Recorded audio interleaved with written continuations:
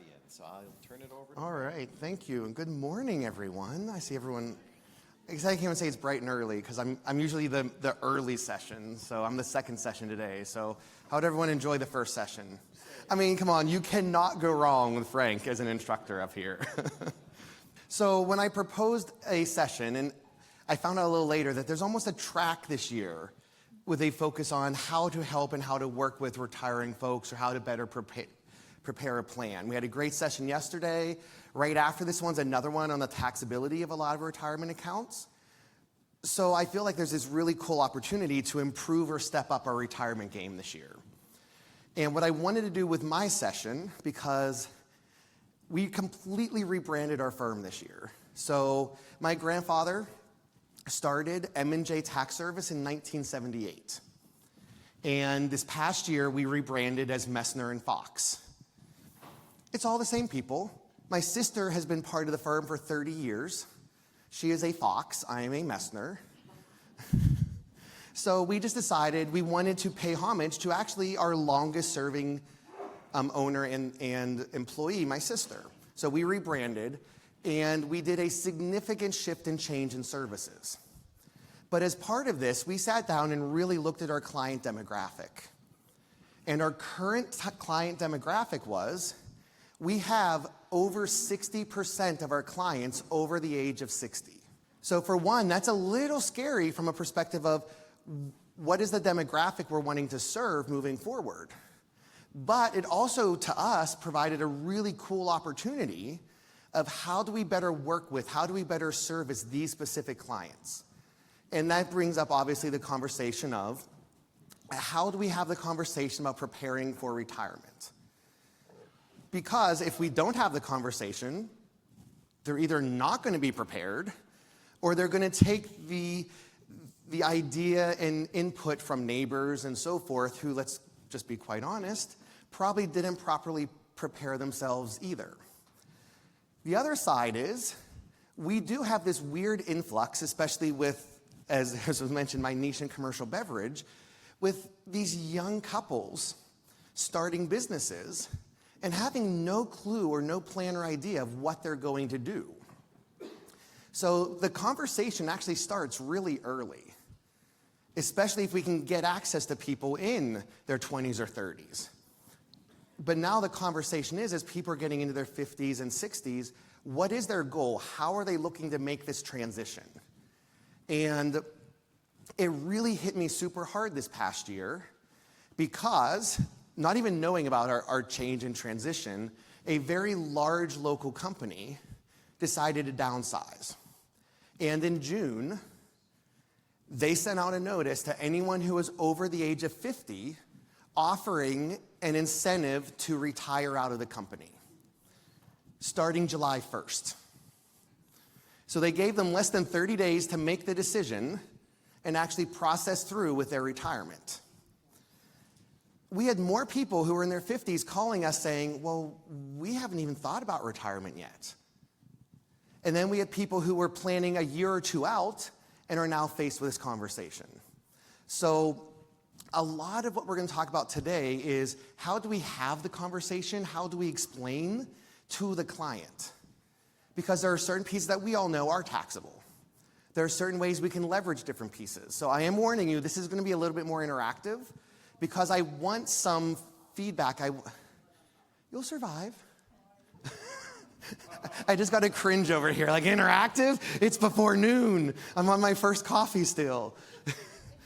But no, it's because this is where we can get, how do you word something? So I guess I'll say I'm begging. This is what I do with my students. I am begging for some feedback and input as we move forward because we've done really well, I think, with how we've handled this. But I'm sure explaining things differently and having others' input is going to be really beneficial. So as we transition through today, we are going to look at how do we have the conversation with the clients about these events, not just how do we go through and handle the tax return. Because if we think about it, the tax planning really is about the conversation that we're having more so than about how we're going to prepare and handle that tax return. So how we're going to handle that, and I'm sorry, the template, I guess the fonts are a little small. We're going to start by the initial conversation. Then we're going to talk about goals. Because I'm sure, and we won't do this, if we walk around the room, every person is going to have a different goal for when and how and what they want to do with retirement. And that, to me, sparks the entire conversation about tax planning. And I have some really, really crazy stories about how that's rolled out in our world. Oops. And then we'll talk about the challenges that we approach. Because let's be honest, there are definitely some challenges that come into this side. Then the changes, we'll talk about some of the calculations that go into. And then finally, the final conversation and tax plan itself. We go very overboard with our tax planning side purely because one or two small changes can completely disrupt their entire retirement plan. And like I said, when this local company announced they were doing a huge downsizing, we had some people call and say, but Brad, we weren't planning for another 5 years. Not only can't I go out and look, I don't want to go out and start a new job for the next 5 years. And I said, okay, come in, we will walk through and see if we decide to do this now, can we make it work? So that's going to kind of be our execution for today. But this, I think, has been an interesting push. If we look back, the previous retirement age was 62. I'm not going to ask what anyone's here is, but I don't think many people are planning that they're thinking they want to retire at 62, or maybe we're not even thinking we can retire at 62. I know very few of my clients are coming in thinking 62 anymore. I have a lot who did retire at 60 or 62. But most of the conversations we're having now are not people wanting that 62 number. The current age is actually 65, according to the national statistics from the Department of Labor. 65 is the current average. However, if we break that down, this is where it gets really interesting. If we look at people after the age of 60, after the year 1960, the goal is to retire at 67. So do you see how we've now gone a 5-year span just on retirement ages? And the one I think our industry loves, because honestly, I think a lot of us like doing what we're doing. I think a lot of us love our clients. We like working with them, except for those few. We all have those couple. But by choice, if someone chooses to, the current average is 72. A lot of people are retiring earlier because they feel like they have to, or they have a health issue, or they just really can't stay caught up with the daily requirements of their job. But if they have the choice, the current average is 72. That to me is we have a 10-year span to have this conversation in. And it's all about the goals that they're looking for. My father, we'll talk about this now. So this is a hard conversation for me sometimes because I'm third generation. My grandfather started the business. My dad was one of many children. You ready for this? Gary, Larry, Barry, Harry, Jerry. Those are his brothers. And then we have Linda and Brenda. I really wish it was like Mary and Carrie, just because it would fill out. But he comes from a very large family. Here's the scary part. Every single one of his brothers or sisters have had cancer. I have an aunt that passed in her 30s. My dad contracted 2 kinds of cancer and passed it at the age of 55. Not a single one of my grandparents survived past the age of 65. It is something in our genes that is, I don't know the medical side. I'm the computer science side. But I'm not personally thinking I'm probably going to be around to the age of 80 or further or wherever. Does that go into the whole thought process here? Absolutely. And we'll actually talk here in a minute about having some of those hard conversations. But when I'm looking, I'm thinking, I do want to, at some point, enjoy some of this. Now, y'all can think I'm crazy, but I just love coming and speaking at events. I love getting to meet and see and get to know new people and different people. And I was actually telling Phyllis right before, this is one of the events I get to do. There are other events I feel like I have to do, But this is the one where I get so excited because y'all are so amazing. But I'll be honest, I'm not planning on being here at the age of 72, still presenting, because honestly, I'm just tired already. But part of it is if we look at the numbers, which then brings us to the conversation. Do many people do actual tax planning engagements, or is it just kind of a conversation you have with a few folks? So if you don't actually serve as a tax planning engagement, that is a really cool opportunity that you could be providing for your clients. We're going through the struggle right now where previously I did a ton of tax planning. But because my father and my grandfather before him did it all as part of the tax preparation process, we never charged for it. And if you heard what some of our fees had been previously, you'd be like, well, Brad, when do you even sleep? And you know the answer to that is never. But as part of our rebranding, we decided we are going to include tax planning as one of the subscription services that they get. It has actually been the larger challenge to show people the value in it because we've been providing it to them almost free, or we called it at a discounted service for current clients. We didn't ever like using the word free. We said, because you're a client, you get this at a discount, meaning free. But we found the conversation then shifts and changes now. So if you're thinking or working about getting into tax planning, this initial conversation is so important. Because for one, it sets the goals, it sets the plan, and it sets the process. Majority of my tax planning engagements that have failed because the client didn't get me the documents, or the client didn't want to sit down and actually have the real conversation that requires it. So the conversation is not easy, especially when we're talking about this topic, because people don't always like being transparent. The number of folks I meet with that are in their 60s, one of my first questions is, have you had the conversation with your children about what your plans are? Almost all of them say, no, we haven't. A lot of the time because they don't want their children involved in their finances. And that is a really, really big conversation at some point to have. We had a client who he was best friends with my dad. Like, he was there every single day at my dad's funeral. He was in tears the entire time because he was that close to my father. He's been a client since we opened. He kept working with us. And he calls me up one day and says, Brad, I need to ask you a huge personal favor. And I'm like, oh gosh. And he said, my dad is not well, and he's really in need of someone to do his taxes this year. And I'm like, okay. I'm like, this is not a huge personal ask. But the problem was, the dad had always done his own taxes. The dad was very proud of the fact that he could do his own. And I will be honest, they were done well. This is not a story where, oh my gosh, dad made huge mistakes. They were done well.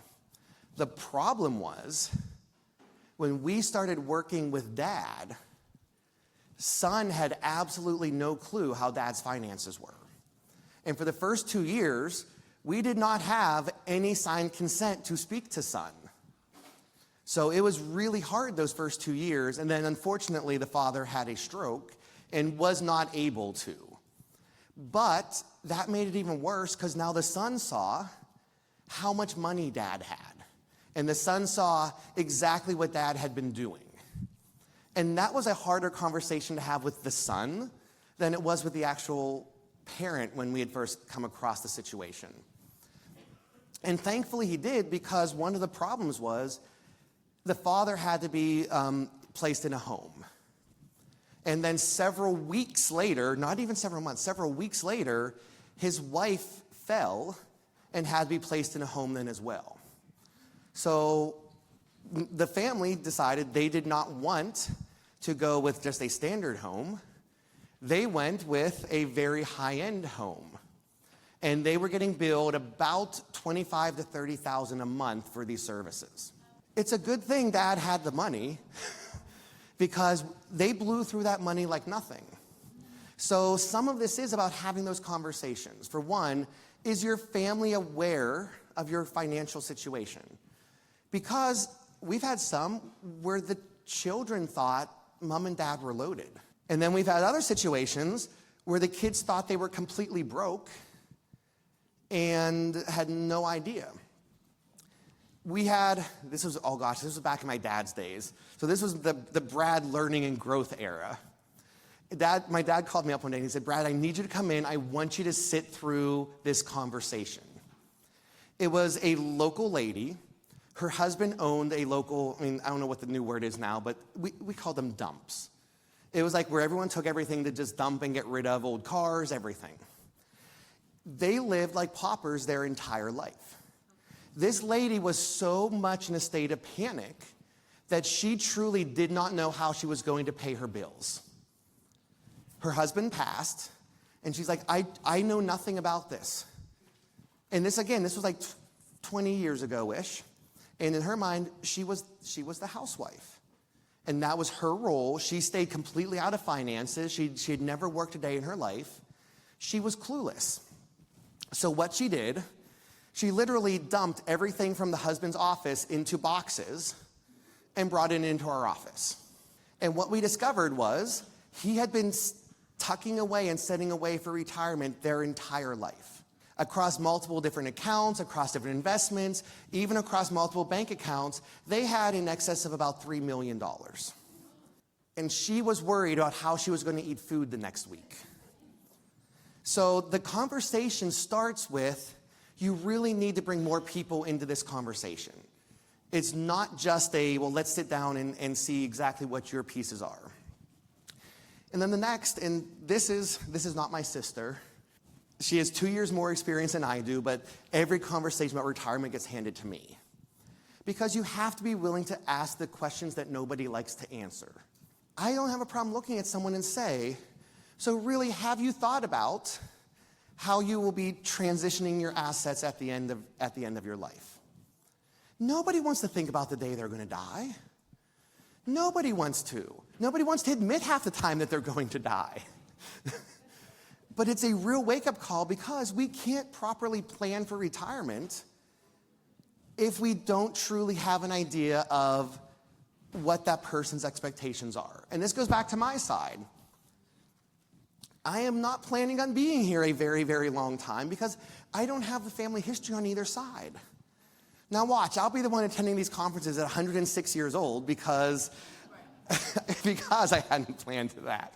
But no, my goal is very different than some of our other employees and so forth in our firm. The lady that has the desk next to mine, I love Sherry. She actually worked with me at a previous job, and we hired her when that company closed. She is still caring for her mother, who is in her late 90s. Her father passed at the ripe young age of 98. Her conversation about retirement is very different than my conversation about retirement. But if you're not comfortable having that conversation, either find someone who is, or that might not be a good direction to take some of your future engagements. Because if you can't have that honest conversation, we're not going to get very far. And then it is difficult to talk about retirement tax goals because life expectancy and plans. There was this great picture, it's been floating around for years, about they're really a cute couple, and they're on a gondola in Italy. Has anyone seen this picture? And it says, be sure to live life while you still can, because the couple is in this beautiful city of Italy on a gondola, and they are fast asleep while it's just taking them down. And it's just like, I get that. Because I'm sitting here with my mother. My mother is 69 years old. She is working a full-time job, and she is the 52% owner of Messner and Fox. So she then every night after she gets home from work, she comes into the office and works at the firm for a couple hours. And then she is there every Saturday. I felt a little bad talking on this because I cannot get my mother to have this conversation because she doesn't want to retire. She loves her job. She works for the county. She loves her job. She is getting, you ready for this? 24% of her income put away into retirement for her. I've never seen, she's like, I'm making more money than I'm taking home into, she's like, I love my job. Why should I retire? So everyone's goals are a little bit different. I've had a lot of health issues the last 2 years. I want to be able to enjoy things a little bit. So I've been looking now at, well, how can I enjoy some of it now? Because I do think as I get older, I'm going to have more physical health issues. And I don't want to be sitting there worried about, well, am I going to be able to enjoy any of this time I had planned for? All right. Which brings us to, again, the Messner compound. This was my grandparents' house. In 1978, the house burnt down. This is 1979 when they rebuilt the new house. There are pictures, I should have put this up there. There are pictures of my uncles holding me on the roof, nailing in shingles. The house it's about 2 months older than I am. But, again, everyone who's lived over on that property has contracted some form of cancer, has had a shortened lifestyle. We've had studies done, and the studies come back very positively that there are carcinogens in that region. I grew up in that property. I lived in that property for about 5 years. So again, some of it's about having that true, real conversation and asking your clients to do a little bit of research, asking clients to have an understanding of where they're going. But this is my history, this is my background. This is unfortunately the story I live with. But then that brings us into the engagement side. And what we do is, please, even if you include this as part of the tax return preparation, please make sure that you're getting an engagement letter for this. This is a completely different offering than tax preparation. For your own safety, for your own legal side, please make sure you're getting a properly signed engagement letter for this. Because all it takes is them going to someone else or them talking to their amazing partner of a financial planner. And all of a sudden now they're coming back saying, well, you were going to cost me $400,000 in taxes. So please make sure you get an engagement if you're going to move forward with a formal type of arrangement. And of course, please make sure you understand Circ 230. When you dive deeper into tax planning, there's a lot of ideas and concepts that we need to account for. So I listed a few sections specifically here that we want to take into account. If you're not super familiar, I mean, I know we're all enrolled agents, but when was the last time you actually sat down and reread through it? I'm in the bucket with Matt. I convert it into, I have this really cool tool. It's called 11 Studio, where it'll take any text and convert it into a really, really professionally well-spoken audio. So I do this for a lot of things, and I'll just sit there. So on my drive into downtown Pittsburgh to teach, I'm listening to Circ 230, read to me in an Irish accent, because I really like Irish accents. But it does that because then it keeps me fresh of what's going on. Now, if you do something like that, I would advise maybe remove the section headers, because constantly hearing section 10.34, it was 11 Studio. And it's not like I pay like $12 or $13 a month for it, and I usually convert 4 or 5 books a month over, and it's just, I can play you a sample of the audio later. It's like flawless. But I do that just so I can stay fresh, even though the current version of Circ 230 has been around for 7 years now? Was it 10? Oh my gosh. Okay. So I do it just to stay fresh on those type of topics. Okay, now this is the goal section, and this is the harder section to me because not a single one of us in here have the same goal. I have no children. I have no spouse. My goals are very, very different than that of my sisters. I'm still struggling to figure out what I want to do. During COVID, I got so tired of being cooped up, I bought a ski condo. I was like, oh, cool, why not?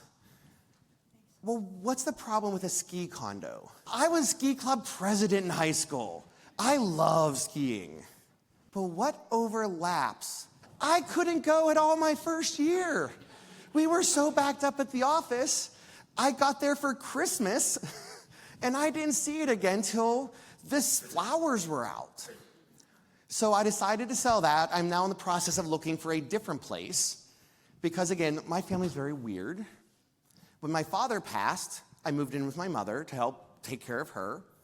Well, then I started working from home, and the house was too small. So in the end, myself, my mother, my sister, her husband, and their 2 children bought a house together. The voices are speaking. The hotel is haunted. I knew it. But we have a very different situation. I don't have a mortgage, but I'm looking at my goals and saying, well, but I want a place that I can call my own. But I'm also looking, I'm 45. If I take a 30-year mortgage, I have a mortgage till I'm 75. And is that part of my goals? Is that part of what I want to do? Because I could take a trip every single month for the same cost of that mortgage. So it's all about figuring out what is setting them off. Matt and I were talking. Is he right next door? Is there a panel between us? Oh, okay, so I can't knock and get to the bench. But we were talking last night, and he has a spouse. He has a child. So his goals are very, very, very different. And even in his side, his mother lives very close to them. And he likes being around in case she needs anything. So it's all about figuring out, what are they trying to do? Do they just want to retire and relax? Do they want to retire and travel? Do they want to retire and start every year working with different nonprofit organizations and maybe giving back to the community? This is a conversation I find is good to have with just them present. I really try not to have the children present during this time because I don't want to be the middle of the argument. I want to be able to have them say exactly what they want and then step in and be like, okay, this is how we can make it happen. Now let's invite your family in and we can talk through this. And I will be the bearer of bad news. I will be the one that sits there and saying, you know what? They don't want to live in Albany anymore. They want to move to Italy and retire in it. Why am I stuck in Italy tonight? We'll go to Estonia. They want to move to Estonia. I have dual citizenship with Estonia, so I can make fun of it.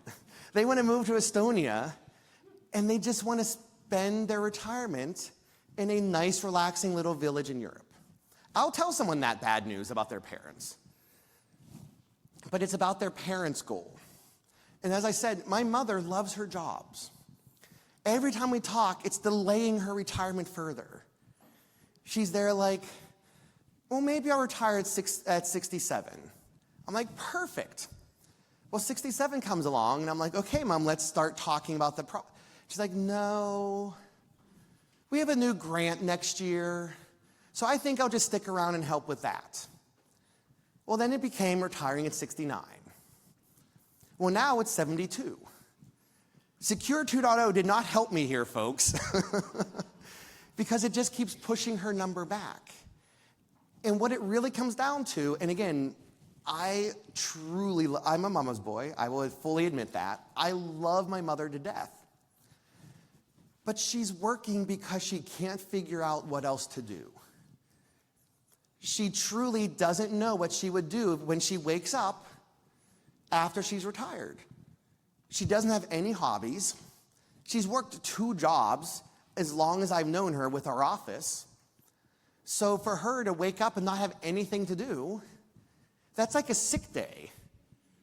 And when it's a sick day, you're home not feeling well. So that's what she associates it with. So I'm having a really hard time pushing her to figure out what she wants to do. And now she's past that age of, well, the grandchildren could be a priority because the grandchildren are now in college. So it's not like she's going to sit there and babysit them anymore. So you know what my new trick is? You know, if you keep working long enough, you'll be able to retire to watch the great-grandchildren And all of a sudden that's like, I'm not that old yet. Meanwhile, we have clients who are in their 50s and have great-grandchildren. It's wild to see how all that, but I have this really hard conversation. And then, of course, I'll be fully honest, I am not super well-versed in estates or trusts. I know them pretty well. I'd say I'm like B-level. I am not A-level quite yet. So I do have an actual local attorney. I was the one in the session yesterday that when someone asked the question, I think Amber asked the question, who has an attorney they can call? I was the one that raised my hand and actually say, I can text my attorney because we have that strong of a relationship, but I will bring them in if we start having any conversation about estates and trusts and so forth. But that could be a goal of theirs. For mine, I have no children. One of my goals is to how can I better prepare my nieces and nephews, and to be honest, I'm looking more at the future generations more so than at them. So I'm looking at generational plans for how I pass, because I work in higher ed. Let me tell you, if I pass while I'm working, my life insurance policy is ridiculous. So I need to make plans to make sure that that money doesn't get completely just blown through. I've seen so many young individuals inherit money, $200,000, $300,000, $400,000, and the next year it's gone. They show up with that $100,000 car, and I'm like, you know that like 3-inch clearance doesn't do well here. And they're like, oh, I know. I rent a driveway 3 down from mine because I can't drive up my own. So it's about having some of those conversations. I threw these in here just, I have some clients, they don't want to pay a penny of tax after they retire. They want to figure out, how do I not pay any tax? And that's a really good goal for some people. They feel like they've paid their due of tax over the years, and they want to figure out, how can I not pay another penny? Some want to retire early. My financial planner, and this is a good incentive, he is 1 year older than me. He has already told me that he's intending to retire at the age of 52. He gave me 6 years notice. But I'm also the tax person working with him to get him to that point. So his goal is to retire early. Anyone have a plan to retire early? One person. Oh, 2. Thank you. 3. Okay. I love having financial conversations with my students. What do you think the average age a college graduate is planning to retire at? 50? 40? 30? They were 47 is the average age they believe they're going to retire. And here's the scarier part. I teach in the School of Business. So these are people who should actually know better, thinking that they're going to retire at these ages. But is it possible? Does it mean planning well ahead? Yeah. I mean, I'll be completely honest. I made a really, really, really bad retirement decision. I had a software company several years ago. It was my baby. It was my life. I was approached by a company in Germany to sell it. So I sold it, and what did I end up doing? I'm still working. I worked 3 full-time jobs almost at this point. But I put it into all of these massively restrictive accounts because I knew myself, and I'm like, if it's there, Brad will find things to do. So I put into these restrictive accounts. I'd worked in travel for years. That was where I'd worked prior. Well, 3 or 4 years later, what comes around? COVID. All I did was log into LinkedIn one week, and all I see is every single one of my LinkedIn friends going as open to work. And I'm logging in, and for weeks, I don't see any movement, I don't see any change. So I actually ended up withdrawing all of those funds, and I started a scholarship program to assist people in travel to make it through those couple of months. But what happened to me on the back end? I got absolutely demolished that year because it was not something I had planned for. So these are all things that we want to look for, and these are some of our goals. So we can look, one example, we have Douglas Fir. He retired already at the age of 62 and is living off of Social Security and a variety of retirement accounts. His goal is to pay no tax.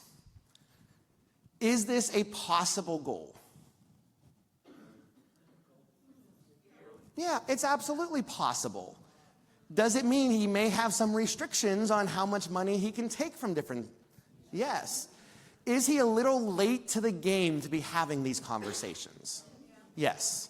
But if he was, say, 42 or 52, can we at least now start having some of those conversations? Yes. This is why, and again, I don't want to venture too far on the practice management side, but make sure your clients are aware that these are decisions they need to be making now to think about it. I come from this tiny little ultra-conservative county in Pennsylvania. We are like 90% plus manual labor jobs. What are my clients' retirement goals for the most part? To quit working. That's their goal. I want to wake up one day and not have to work. They've worked manual labor their entire life. How much have they set aside for retirement? Almost zero. So what is their retirement plan? Social Security. So is Douglas, yes, we can make that work. But if his goal is at 62 to make this transition, he is a little bit behind the game. Then we have Angela. Angela is 67, so a little bit older. Living off of Social Security, a large number of investments, and a state pension. Is she in pretty good shape, probably? Yeah. Her goal is to reduce taxes while ensuring that she retains enough to cover her living expenses until her life expectancy of 89. Would you feel comfortable having a conversation about how to make this happen? Yes. I will be honest, I don't know how state pensions work here in New York. It depends how you set it up before when you retire. Like my husband has a state pension. Okay, so you do have the options. Yeah. Okay, you have the elections. Change them. No, yeah. Once you elect, you can't change. But again, 67 is a little too late to be having that conversation. Yeah. But she has set herself up well. This is a good opportunity to sit down and make sure she doesn't overspend. To me, that's the issue I have with my folks who are in that around 70 age. Grandkids start going to college. They start wanting, every year, my mother does a huge draw from the office. I just plan for it in the budget now because she wants to take the entire family on a very nice family vacation. Our family is about 16 people. Is that a cheap expense every year? No. But it is something that she is aware of and we can plan for. Is that something that Angela could decide to do now without repercussions? No, probably not. So it's really important to have these conversations as early as people are willing to. My favorite conversation to start this is when a young couple either has their first kid or both start getting that really strong, financially stable job. And then I always look at them and say, so what is your life insurance plan? And they're like, well, I'm 26. Yeah. They don't think that anything bad will ever happen. I mean, I will be honest, and this is going to sound horrible, but when my dad passed, it was one of the best financial things that happened to my mother. And I don't mean for that to be crass, but my father inherited the business. 2 years before he got cancer, he quit his full-time job and went into the firm full-time. You ready for this? This was 2007. The average return price that M&J Tax was charging was $40. We've changed.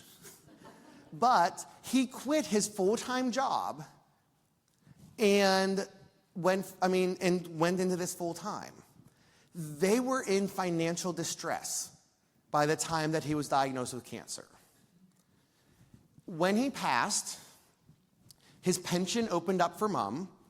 Immediately, there was no way, she immediately got access to his pension. Her mortgage had a clause that upon his passing, their mortgage was forgiven. So my mother went from literally in tears over not knowing to now not having to worry. So as we continue, this I cannot strain enough. You probably deal with the same issues I deal with on this side. Who has, or at least in our area, there's this one financial planner. I just wish there was a way to report because the advice he is giving, it just is so disruptive to their taxes. And he never suggests, he never advises, well, why don't you give your tax professional a call? He never touches that side. So what we've started doing, and I have no problem doing this, we have a collection of about 5 or 6 financial advisors that we will work with very, very well. I will promote them to our clients as hard and heavy as I can. There is no financial stake for us in this. The stake is the fact I can get a consent form signed, I can call up Ryan, and Ryan will discuss every single option, every single question. When a client goes to Ryan, he will pick up the phone and call me and say, Brad, we need to talk through this. That's the type of arrangement we want with the financial advisors and planners, and those are the ones that we really try to promote to our clients. But we need to serve that same courtesy on their side as well. I go to a lot of conferences, and I sit at a lot of lunch tables, and this is now everyone's going to avoid me at lunch, but where I hear people talk about, well, I give this advice, and I tell them to do this, and I'm like, that's probably something you want to suggest they talk to their financial professional about. This is not a conversation that we really should be having. We can explain the tax side to this, but I'm not about to sit there and say they need to divest from this stock and they need to do this and they need to change here. For one, tell your insurance you're doing that. Call up your insurance on Monday and tell them, oh, by the way, I'm advising clients on what stocks to invest in and to sell. You'll be dropped that same day. Now again, if you serve both sides, that's absolutely possible. If you do that, you're in a very different and powerful situation here. But if you don't serve in that industry, please be careful to stay in your own lane. I don't have time to be out trying to pursue that path. I also don't have a huge interest in it. But I partner with professionals that I know we can have a valid conversation with on our client's behalf. You said interactive, so I'm going to throw. Yeah, absolutely. What do you do, or can you do anything, when you do a tax return and you find out that a financial planner has done something that really put a client in a horrible tax situation? Because I have an older client who, by doing what the financial advisor said to do, it cost them, oh my God, like $30,000 extra in taxes because they never took into consideration what it would add to their income totally. And So the question was, what can we do or what are we able to do? Because let's be honest, most of the time we hear after the fact. They've already made their decision. What can we do at that point? And that's a really tough situation because, for one, is there really something we can do all the time? well, especially because the money went to her kids. Oh, so yeah, if money went elsewhere, that's... So I had a very similar situation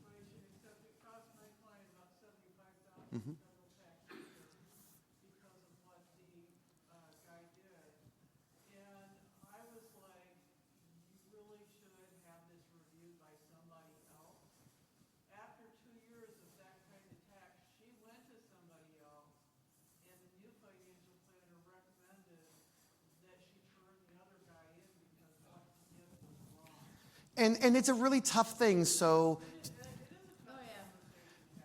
but, one second. I will share, and y'all can judge me for this.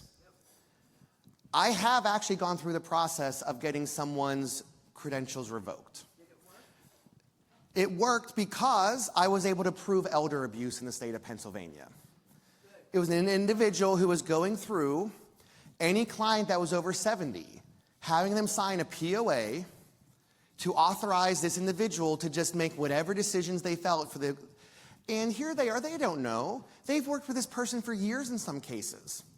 And I reached out to the state and I said, I just don't feel good about this. And thankfully, near where we live, there is a state office. And they sent someone to my office, and I laid the whole situation out. And they're like, this isn't really enough. So it was my goal the next year. I found other clients who had been using that person, and I found proof and evidence that it was very clearly based upon the amount of commission that that advisor was making. So we went through the process. I actually did have to testify through the process, and they were eventually revoked.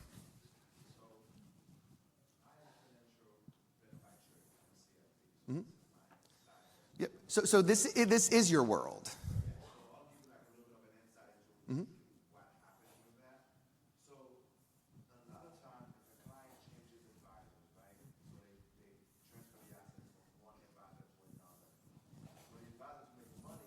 Mm-hmm.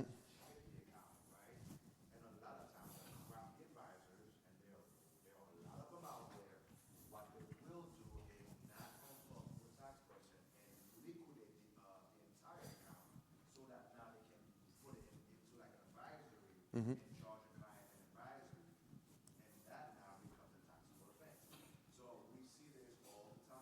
Uh-huh.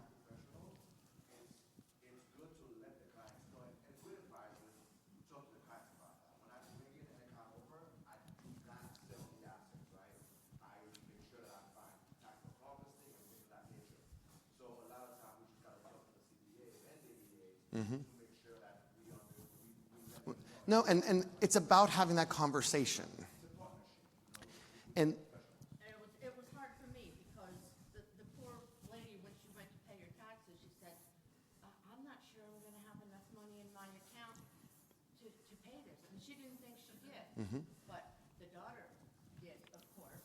So I said, well, then pay it out of your daughter's account. And the daughter did, but... So in a similar situation, and this is where, this is why urging your clients to get as much to you as possible as quickly is super important. I had a gentleman, he really, really, really wanted to surprise his wife for Christmas. He decided he wanted to completely redo the kitchen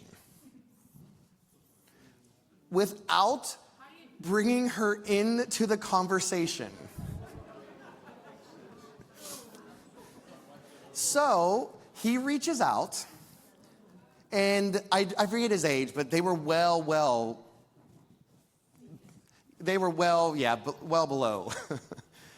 He withdraws $100,000 from his retirement account to redo the kitchen and take her away on a Christmas cruise so that she was not home during any of this.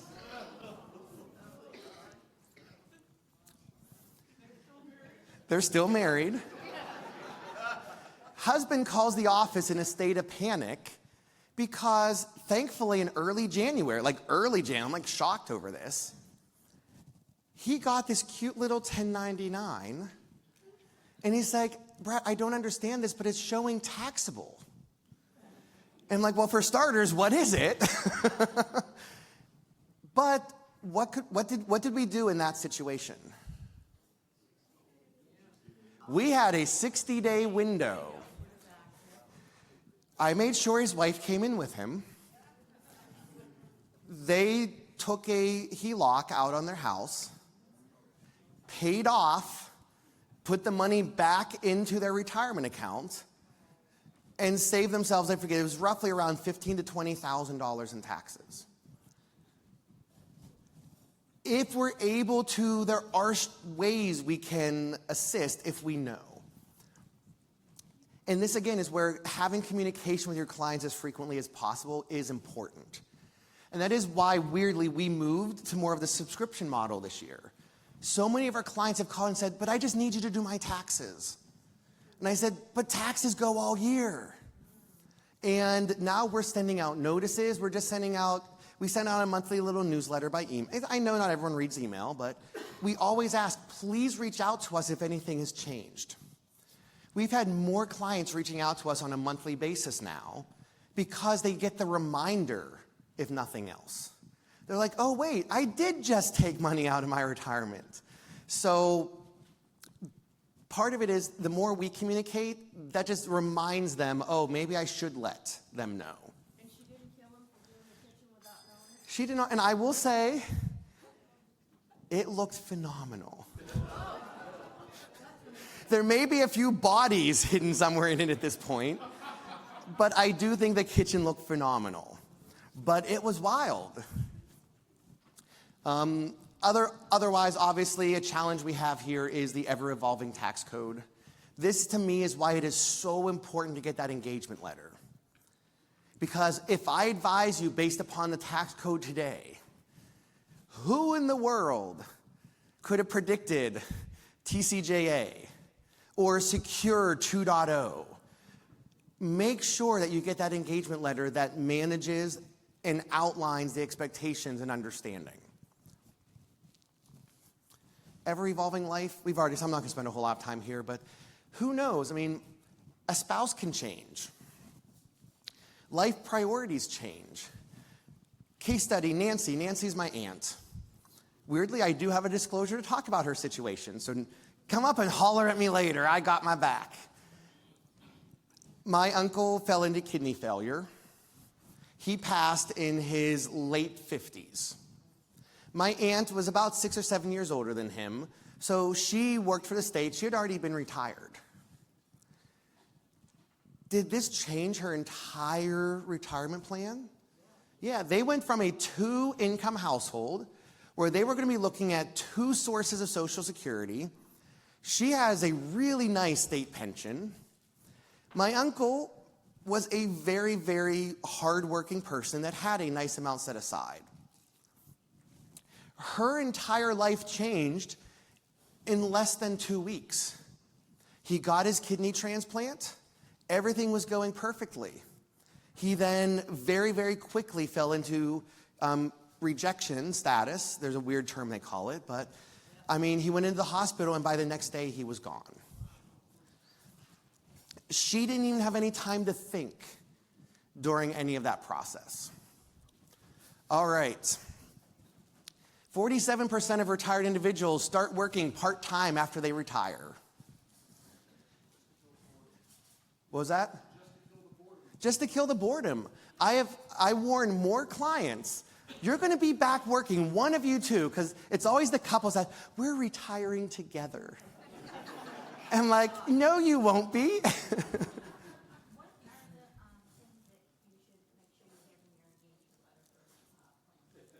So things you need to watch out for in your engagement letter, obviously what your responsibilities are, what their responsibilities are, because if you ask them to do things and they don't, I always then put in, now we can't oblige their financial advisor to do anything, but we can put in there that they will be responsible for working with their financial advisor on these set items.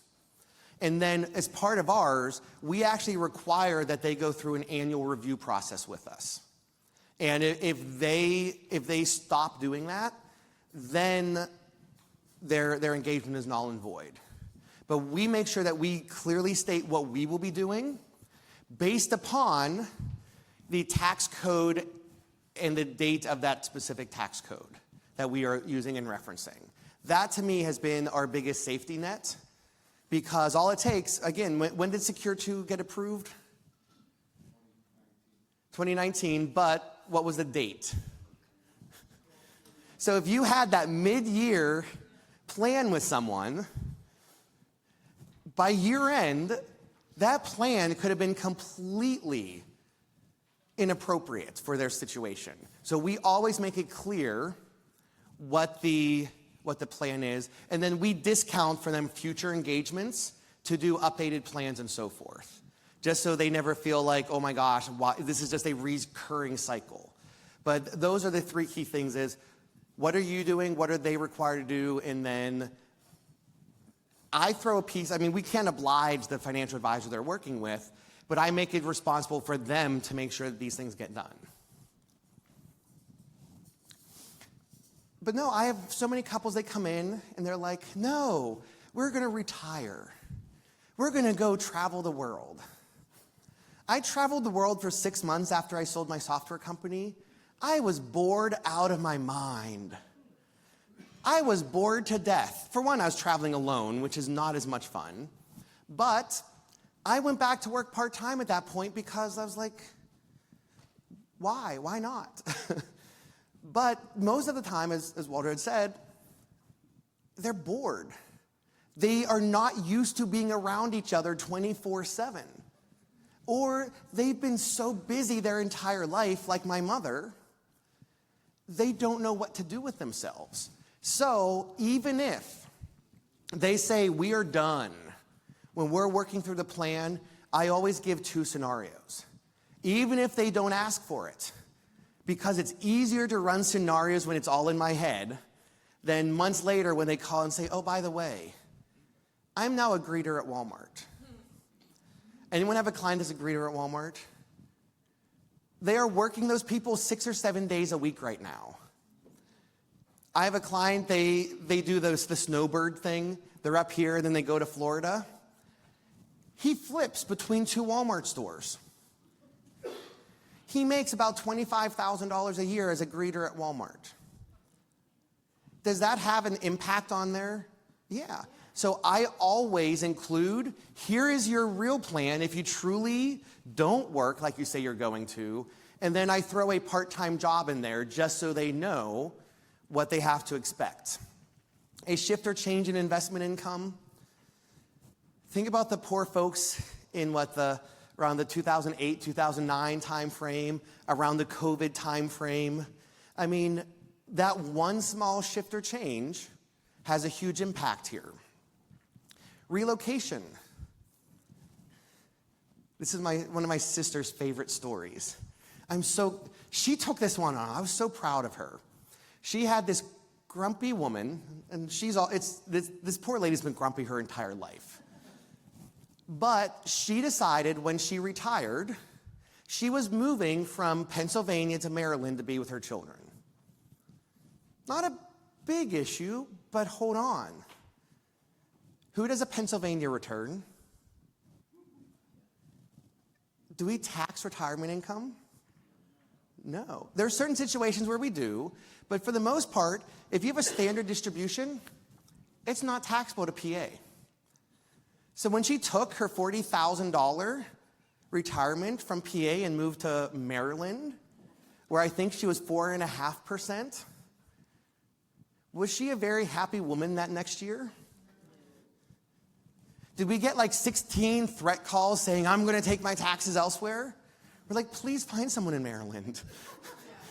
But a small relocation. Anyone have a client who has relocated because of retirement income? Tom Grzinski lives out in Phoenix. Arizona is slowly becoming a retirement haven. I have a lot of clients that are moving to Austin, Texas.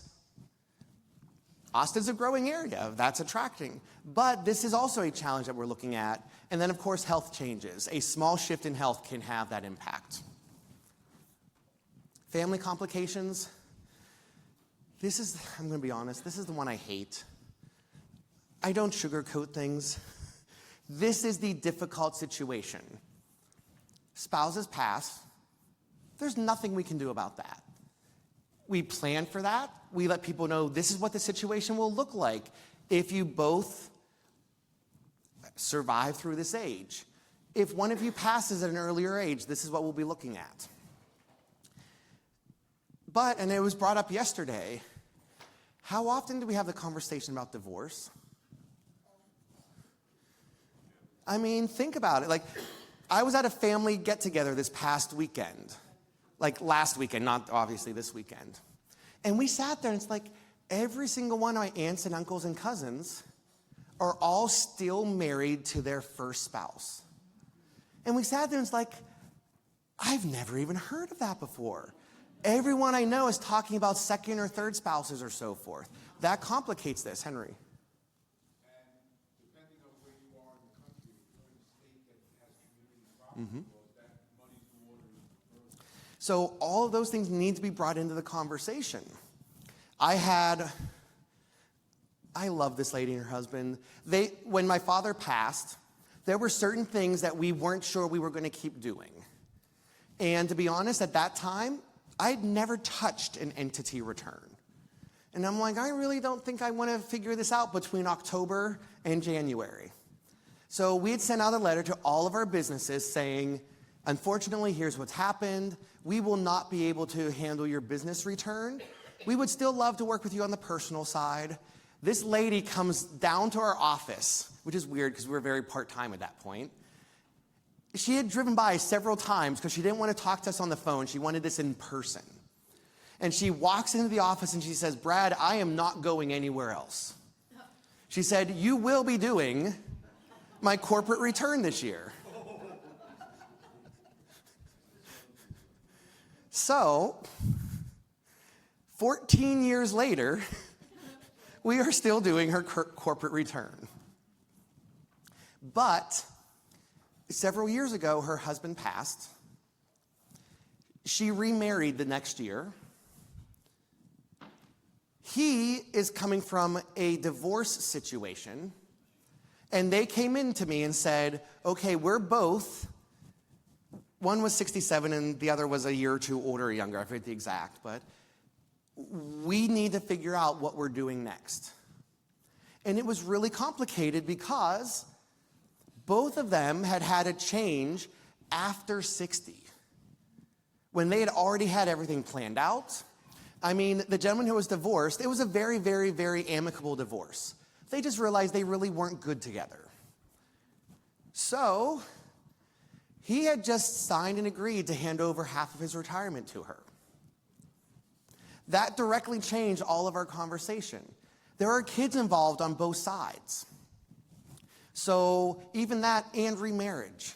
The number of clients I have over the age of 65 that remarry is wild. I absolutely love it.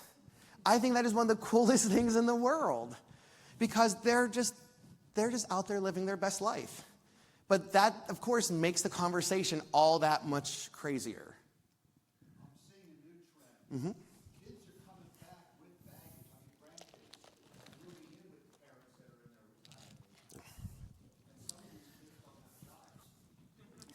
Anyone heard, it came up in Amber's class yesterday, anyone heard of ADUs? Auxiliary dwelling units? They literally plop them onto. What did we think that was going to be for? We thought it was going to be for grandma. We thought it was going to be for aging parents. What has it turned into? That's where the kids are going to party and hang out because, in a lot of cases, they can't afford their own place. Especially with some jobs having very low starting incomes, they can't even afford rent. I rent a place in Oakland. It's a little tiny one-bedroom place with a tiny, like living room is about the size of my stage here that I keep almost falling off, and a kitchen. I'm paying $2,100 a month for this place. And it's not a fancy place, it's not a big, but people going into their career are really struggling, so parents are renovating garages and adding ADUs, adopting grandchildren. Again, we work in a very manual labor area, which means people pass younger. We have a lot of people who get in an accident at work and pass. We have a very high killed on the job ratio in Westmoreland County, just being honest. We have more situations where grandparents are adopting their grandchildren.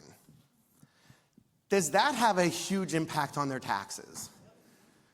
But think about it the other side. Is there some cool things they could be doing now that they have the child tax credit on that return?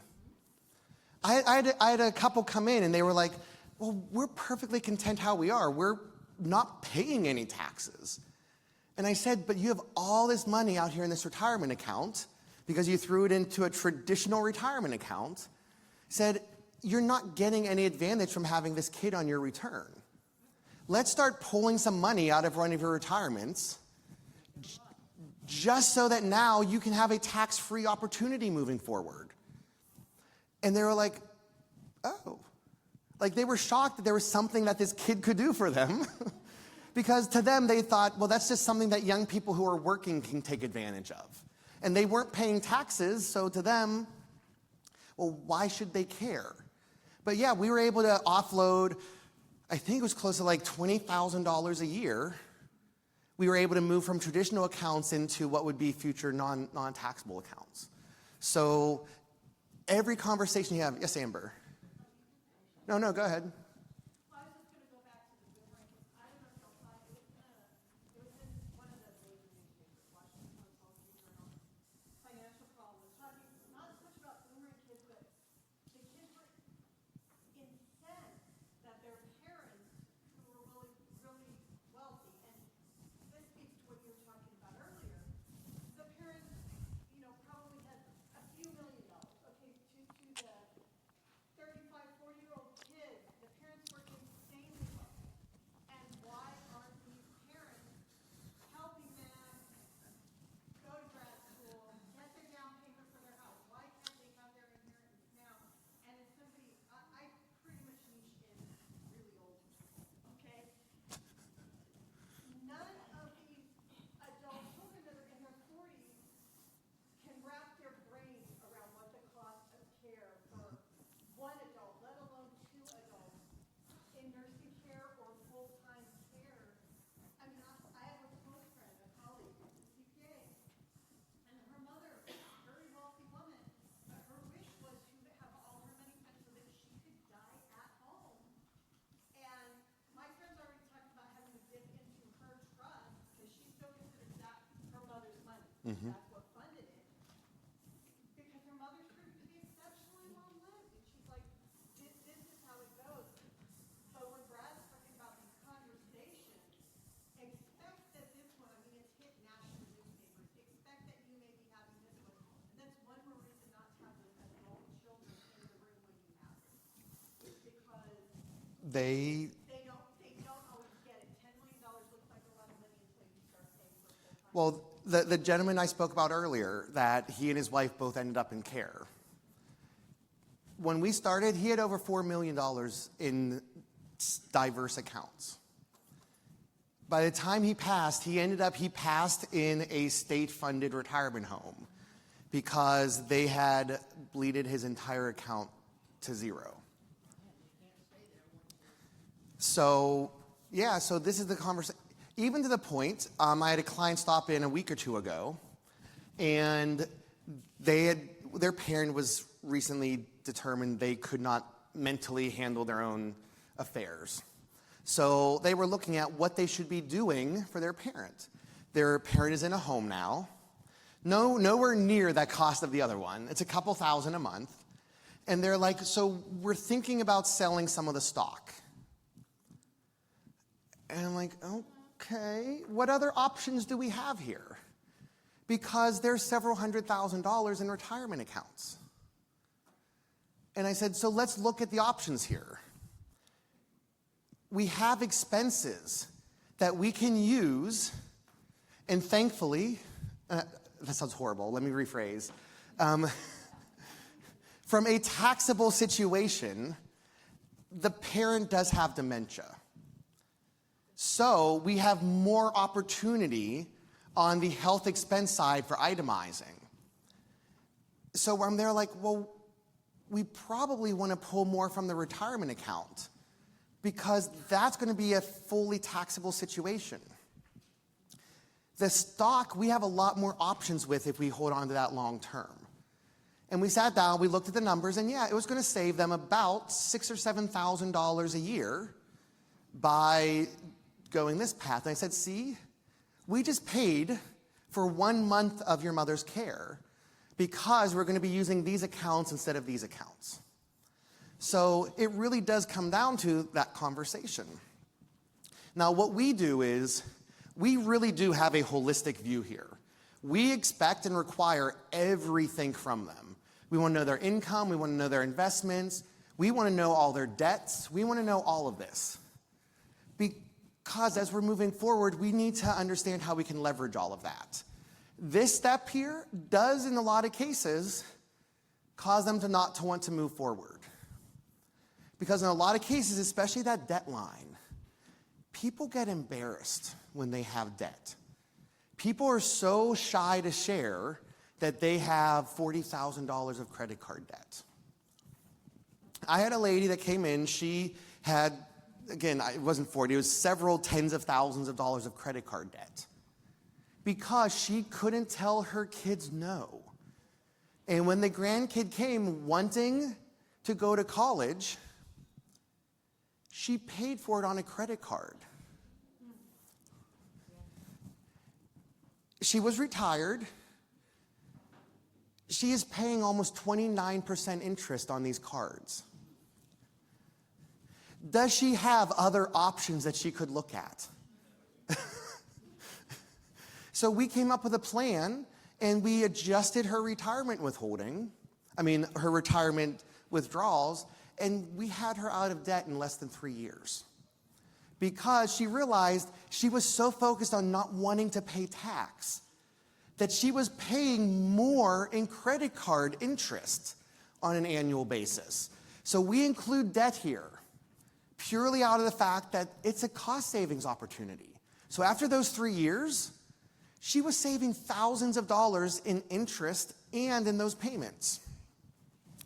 And what we do here, we really do try to get consent to speak and work with their financial advisor if they have one.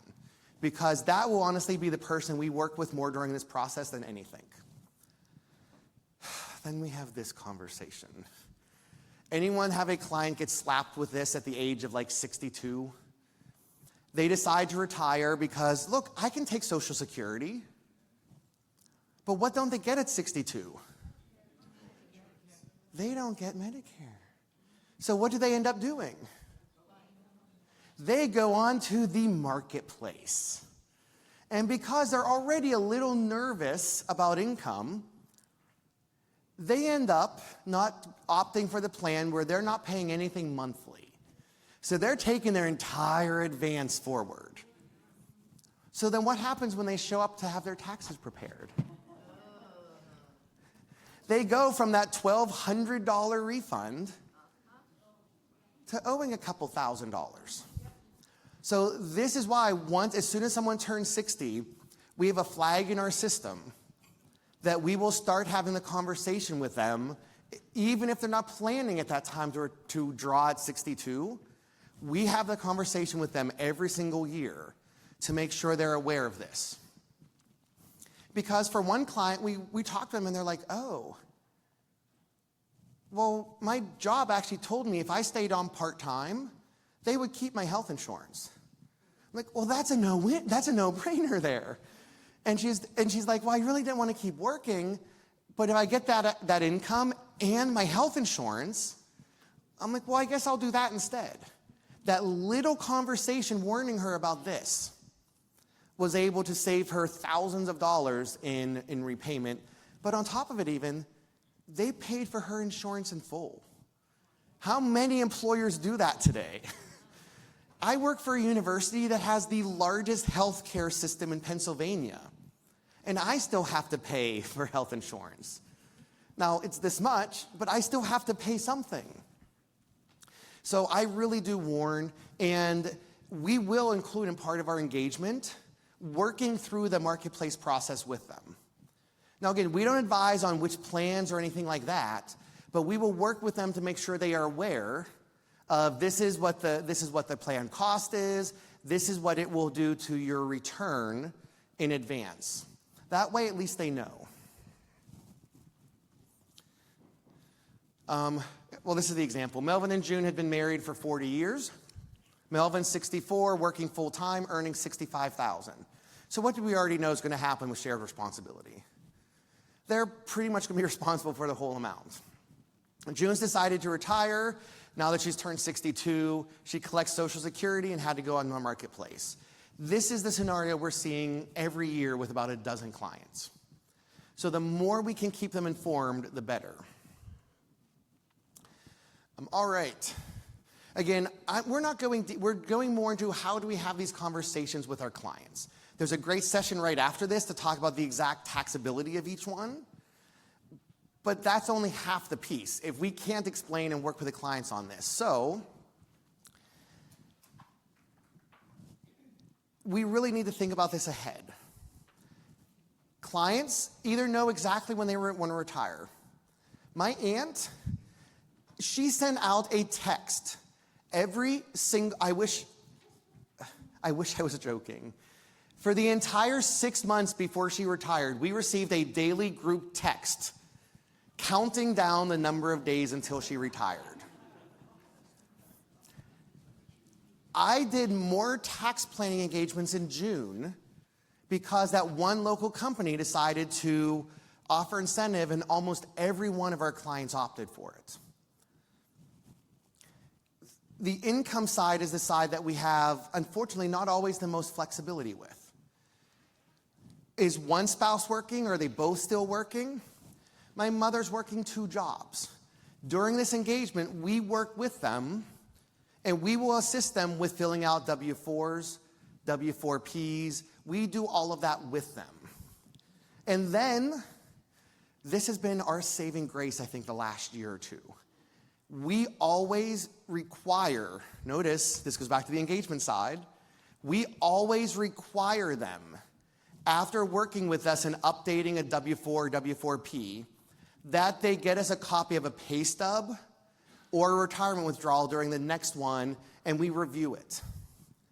How many have done that, and the company withholds less instead of more? Were you gonna, or you're disagreeing? No, I'm just agreeing. Okay. I always just want to check in. So during all of this process, every single step, we require feedback from them to prove or validate. Because one broken step can break the whole chain. Yeah, sometimes I've seen this with pensions. Sometimes you want them to do the withholding with an additional amount. And the problem is, whichever brain surgeon is keying in the W-4P just keys in the additional amount. And that's why we always double check. Or when we're working on the withholding side, I get calling Social Security is not the retirement fun time that people were planning for. But please make sure you notate and check. I've had more clients where we say, go in and make sure that you both have 12% or whatever withheld from Social Security. And we come back and one of them did instead of both. Or they said, well, it's 12%, so we just had them withhold 24% from one of ours. Well, that's great if they're both on the same level. But when that 24% is coming out of $6,000 instead of the $40,000, that has a huge impact. And now, is that an urgent change? Yeah. Which is why we expect to receive some sort of proof or form right after that shows we made this change. Now, if their income's about the same, does that have a huge impact? Until one of the spouses passes away. And now all of a sudden, the spouse that had all the withholding passed, and they show up the next year, and they owe because they didn't have that extra $6,000 withheld. So even though this is all standard stuff that we probably deal with on a yearly, annual, whatever basis, we make sure that the withholding lines up immediately after something changes. We don't let them say, just bring it in. We'll verify it on the 1099 next year. Now, I may say that if it's November or December. I may say, you know what, just bring a pay stub in when you come in January. I may do that. But I won't if it's anything before that and I need to double check everything. Please have the conversation with your clients that Social Security is taxable? How many of you have found out from a client that they did not feel that Social Security should be taxable? And how much time do you waste during filing season explaining this to them? This is a great conversation. And then I think the killer one, I don't know if this is, the killer here, well, we got separated, or we're gonna go married filing separate. And since my income is lower, I'm not gonna have to pay on my Social Security. Even if it is the loveliest, most beautiful couple, that is still in the plan that we hand back to them to make sure they're aware of this. And again, we always show what happens with that lump sum. Because a lot of clients decide at a weird time frame to start withdrawing, and they get this huge lump sum. I had probably one of the largest lump sums, not this year, the previous year. It was, and maybe y'all have had more, but it was about $170,000. And I'm like, worst part, and I think I'd shared this with Amber. I know I'd shared it with Matt. I've been working with them for several years now to sell her business. So what year does the business get sold? The same year she gets this. So now, of course, we did the multi-year distribution, and we were able to save her quite a bit. But she did not tell me at all during this process that she was reaching out and working with Social Security. She just shows up. So guess who's not part of our tax planning engagement process anymore?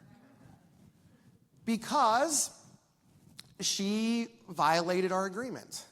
And we can't properly plan if she doesn't share with us.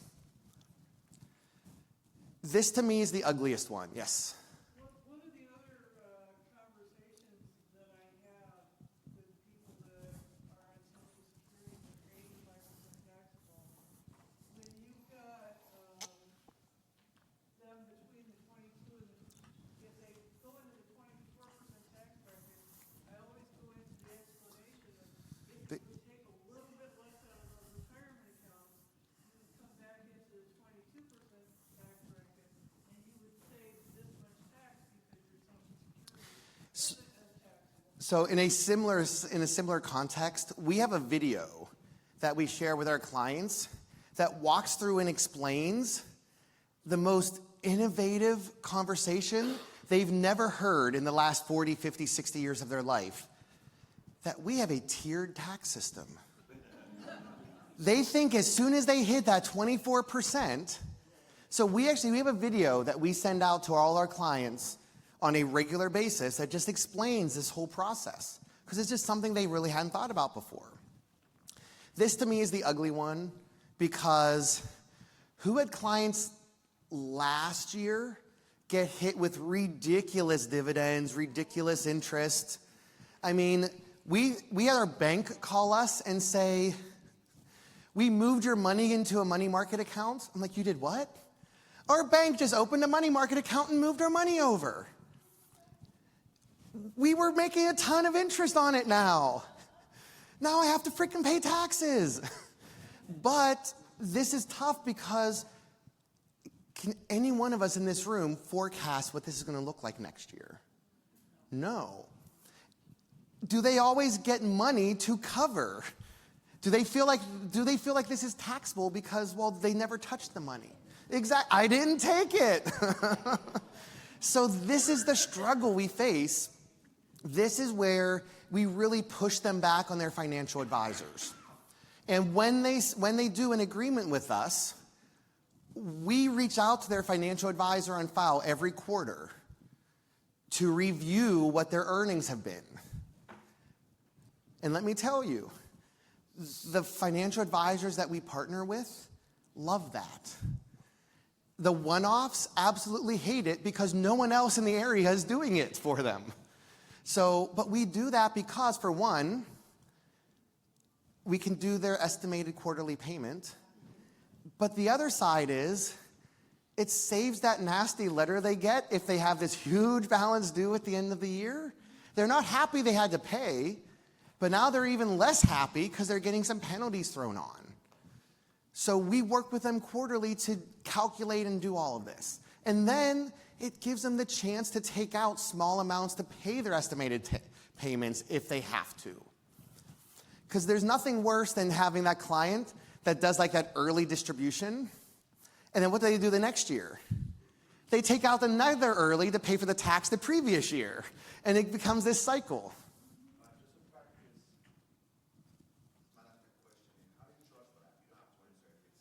So we have an annual subscription service. So, and this was our new change this year, that we don't offer tax prep. You have to join our subscription service. That's the only thing we offer. And that way clients can't sit there and be like, well, I was too scared to call Brad because, well, he's going to bill me for that.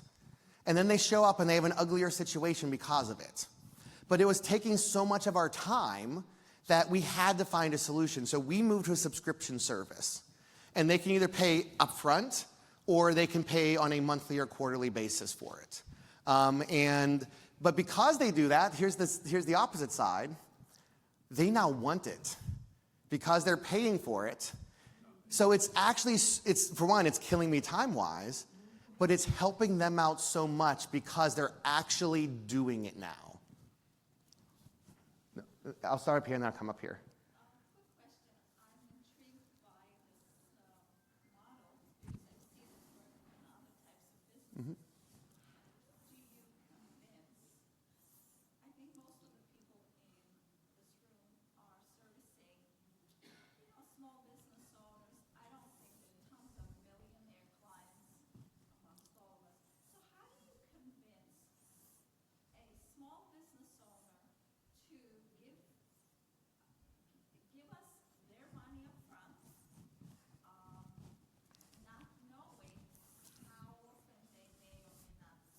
Okay, so I'm going to throw this out only because I'm short on time. And if anyone does want to chat, I will be around all day. Grab me at lunch, grab me at dinner tonight. I have no problem because we are just on the ending cusp of this. I will talk as much as people want on this later on if that's cool. Okay, I'm not trying to push it off, but no, I have no problem. I will talk real numbers in that. Okay, you sure? Okay. All right. Then, of course, we have the retirement account. Again, I'm not trying to talk into all of these. I just wanted to highlight the key items. Please familiarize yourself with qualified charitable distributions. The number of clients I have who are so upset that it's their money, they have to take it out. Like, they get so angry about that. And especially if we've worked with them, they don't necessarily always have that need. So we've been doing more qualified charitable distributions these last couple of years than ever before. And especially, we look at their return. If we see all those donations, let's be honest, what have they gotten for that the last couple of years? Nothing. If I can sit there and say, look, I know you're a charitable person. Let's set this arrangement up. You now aren't paying tax on that amount, and you're still making your I've had some push back and say, but that just feels wrong. I said, no, there's plenty of people using the tax code wrong. I said, this is one way you can actually use it right and take advantage of your charitable contributions. So if you're unfamiliar with that, please do your clients. It's an amazing opportunity for clients who have that. Oh, come to Amber's class tomorrow. Another one, and I had already mentioned this, we on an annual basis work with clients about trying to do Roth conversions. Purely because if they have a year where income is down, or even a year where their income is normal, but it's a different situation, we work with them annually to see, is it a good year to make a Roth change? This is a different conversation if you have it with your younger clients. Almost every single one of my younger clients is coming in with their financial person having them already moved to a Roth. But what's the ugly side of that conversation? They weren't realizing that they were paying it post-tax. So self-employed income, I think this is another big one. Selling and onboarding and offboarding assets. whether it's for a business or a house or so forth. Like I said, we have a lot of snowbirds. At some point, they sell their second house, and they weren't aware that that house that they bought back in 2001 for 40 grand down outside of Orlando, that is now selling for $700,000. They don't realize there might be a taxable event there because in their mind, they were selling their house. So again, we always take this into account, and I'm getting really short on time. So we're gonna move forward a little bit to the second conversation we have. We have a second conversation after we've done all of the work before we finalize the plan. I'm a professor. I love giving homework. If you go on and read my reviews online, Brad is so passionate. Brad is so exciting. Don't take his class. He has so much homework. But my students know what they're doing when they come out of my class. So part of our conversation is we recap, we summarize, we restate their goals, make sure that nothing has changed in the last 2 to 3 months we've been working on this. But the MFR way, Messner and Fox, the MFR way, before we sign off on this agreement to finalize the plan, they are required to explain it back to us. We require that they explain the plan back to us so that they understand it. We have not provided plans in the past because they will not explain it back to us. It's in our engagement letter. We make them do it. If they don't, then we won't move forward because we can't affirm that they understand what is happening. This is our brand new plan template. It's about 2 months old. I was our first go at it just to make sure, but this is why it's important. 4.6 times more likely to get completed if something is written down. I make all my students email me because if they ask me for something, it's gone before I walk out of that room.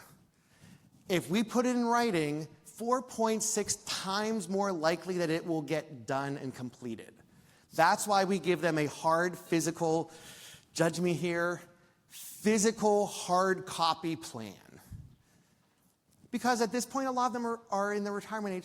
They don't always want to be sitting there staring at. Now, the alternative is this year we're trying something different. We will actually give them a Kindle with it preloaded on if they want that option instead. Because it's actually cheaper to do a Kindle than to do the full hard copy bound version. So either one is an option, but we give them the hard copy plan. It's more manageable. Every paragraph of the plan has a checklist of what needs done. It has a checklist, a signature, and a date. So they can mark off when they did it, which one of them did it, and what day it was done. It provides proof and evidence, and it documents for support later. So if we've given them this plan and they had to do X, Y, and Z, and X, Y, and Z wasn't done, we now have proof from them that X, Y, and Z was not done. Or if they check it and mark it off that it's done, we have documents that prove it wasn't done. So this is our safety net again when we're working through this. We include the agreed upon goals. What do they want out of this? That way, if they pay tax in 2 years, well, we had talked about that. This was part of your goal. You didn't want zero tax. You wanted a trip to Australia. You wanted a 14-week bender in Thailand. It's part of your goals. The requirements for success, we make sure that they know exactly what they have to do for this to work. Mitigation plans, if this, or this happen, reach out to us immediately. We need to adjust this plan. We need to mitigate your situation if something happens. And then the last one, I'm the data analytics guy. Have measures for success. What makes this plan successful?